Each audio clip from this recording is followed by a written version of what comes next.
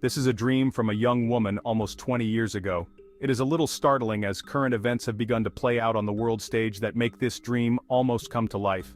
If you are new to the channel, make sure you subscribe and click the bell as we put out alarming dreams or visions that people are having to help demonstrate that we truly are living in the last days.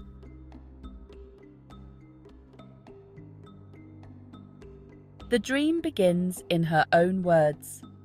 On Tuesday, April 5th, 2005, while traveling home from the Houston, Texas temple with my wife, my sister, and her husband, we were discussing events from the book There Is No Death by Sarah Mennett.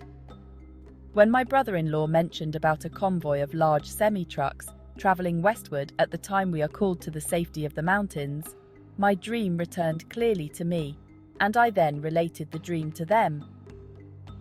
Up to this time, I had not told anyone about the dream. I have believed for some time the many stories told by members and our church leaders who have warned us that the time would come that we, as members of the church, would be asked to live the united order and be called by our church leaders to flee to the safety of the mountains in the west. I have believed this to be Utah and the surrounding Intermountains for protection against outlaw elements and a breakdown of our civil government prior to the second coming of our Savior Jesus Christ. The dream came as no real surprise to me, but I just decided to keep the dream to myself, until now. My dream of a future event occurred in the summer of 1988 at my home. For 3 nights in a row, the dream continued, and each night I would pick up where the dream left off the night before.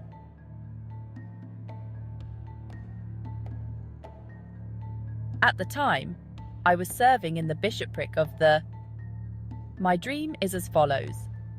I, along with several others, were called to attend a special meeting with the stake president and the high council of our stake. Upon arrival at the stake center, I noticed those called to attend included bishops, their counselors, doctors in our stake, and those like me who had prior military experience and/or police experience, or both, as was my case. I do not recall the names of the stake president or the various bishops, doctors, or others that I care to name at this time, but the meeting was about the current breakdown of law and order and the coming troubles facing our nation. Things were bad for our nation at this time, both inside and outside, with war raging throughout the world, but war had yet to come to our shores. The feeling I had in this dream was it was just a matter of time.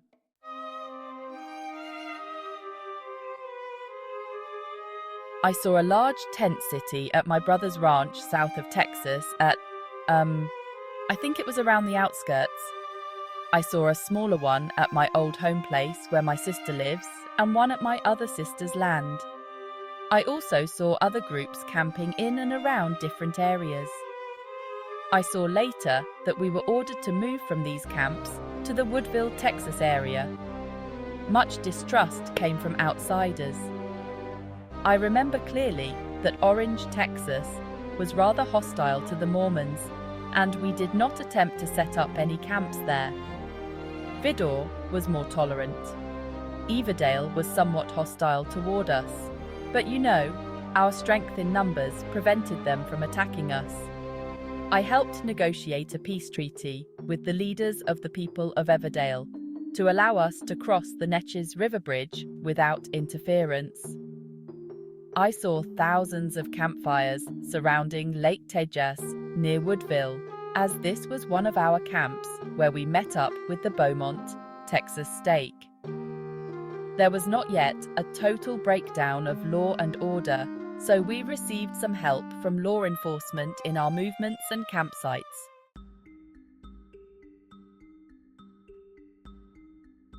Shortly thereafter, we moved as a group by trucks, cars, buses, and some semi-trucks northwest.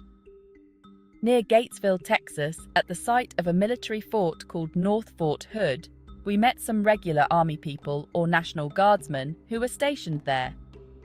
They asked us to accept several Army tanks, as they feared these tanks would eventually fall into the wrong hands or be taken by force by several outlaw gangs. They were about to abandon the fort and therefore wanted the tanks to go to Utah, where there was still law and order and some official acting government of the United States who would be restoring order to the nation. Several of the soldiers joined our group because they had nowhere else to go. The Army provided us with large semi-tractor trailer vehicles to load and move the tanks. Many other vehicles were provided, including large gasoline tankers, along with fuel, weapons, and food. Before this time, we had to scrounge around for gas and supplies, and sometimes negotiate with money for needed items. It seemed the whole world was falling apart, especially Europe, except for England. Wars were everywhere, and the United States had committed troops everywhere. But since the federal government had declared national martial law, had federalized most of state and local law enforcement, and suspended the courts, many people began resisting. Our armies overseas were being recalled to help restore order, but many upon return had just simply refused orders or deserted. I recall now that my dream showed several large cities in a state of rebellion with mob rule and large gangs, private armies or volunteer armies, all fighting for control with the federal government, unable to do much to restore law and order. The cities I remember were Los Angeles, St. Louis, Washington, D.C., and New York City. San Francisco, Seattle, and Denver, at the time of our travel, were just about in the hands of the outlaw mobs. All civil rules had vanished. Troops had withdrawn from the cities. There were other cities, but I don't remember if they were in total disarray at this time, or if that happened after we all got to Utah. I do recall that things got so bad in Washington, D.C., that the government, along with the president, had to flee to safety. By this time, it was no big secret that the Mormons and their friends were fleeing to the Rocky Mountains for safety. From Fort Hood, we headed northwest, but we were not to go by way of Denver, Colorado, as that city was already too dangerous for anyone to travel through. Those fleeing to Utah were advised to go around Colorado. We traveled slowly through New Mexico, being careful to negotiate our way through the towns and cities. I do not remember much about Albuquerque, but Gallup, New Mexico, Shiprock, New Mexico, southwestern Colorado, and southeastern Utah were trouble zones.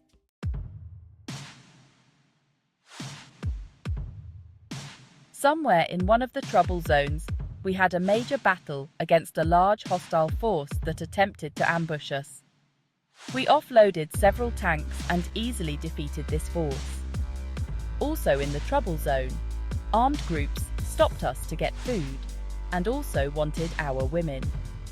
Our response was, "We'll give you bullets, shoot you, but not our women." Along the long route, many others joined us, mostly non-members. Travelling near us, but not directly with us, were two other large groups of members, one from East Texas and the other either from Houston or Austin, Texas. We were in contact with them.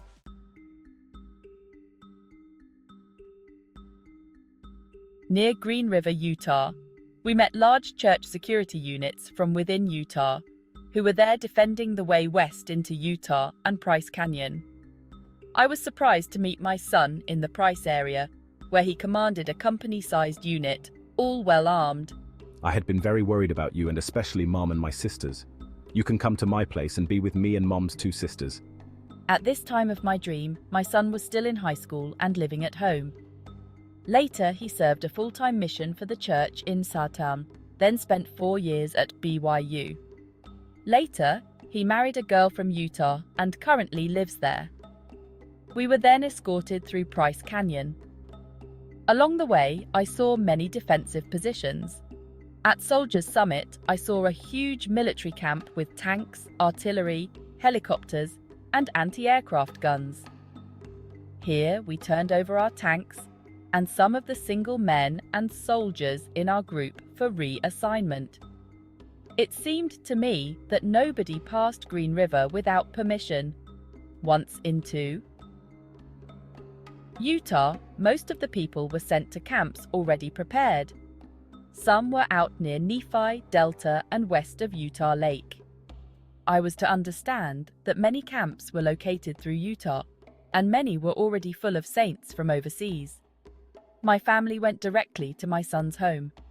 Then I remember, with much pain, that one or more of my children had not yet arrived to the safety of the Rocky Mountains.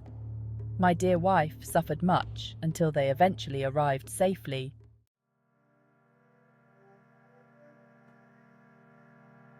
After most of the church had gathered into the safety of the Rockies, the rest of the world began to really fall apart. Many who had not traveled to the Rockies the first time attempted to come, but found the way blocked by outlaw gangs or thugs who preyed heavily upon them. There were few who made it. The whole world, including the United States, was at war to the like the world had never seen. There was no true safety or law and order in America.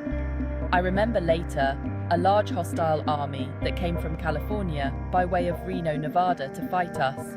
But after a year of hard fighting, they retreated back to California. At about this same time, another larger army came from Denver, Colorado. But after a short time, and with very heavy losses on their side, trying to force their way into Price Canyon, they retreated back to Denver. My dream finally ended with a general sense of peace and safety as the rest of the world continued to war.